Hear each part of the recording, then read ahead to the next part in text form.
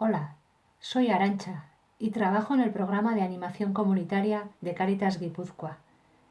Quisiera dirigirme a vosotros, para deciros que semanalmente os haremos llegar un material que contendrá una reflexión, algo de música, algún vídeo, con la finalidad de cuidarnos para poder cuidar.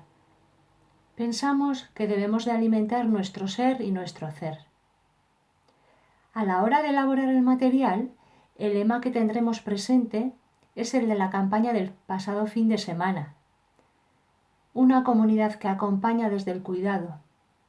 Cada gesto cuenta. Os invito a compartir los miedos, practicar el silencio, vivir la responsabilidad en todo lo que está en nuestra mano y además dejar lugar al humor. Muchas gracias y cuidaros.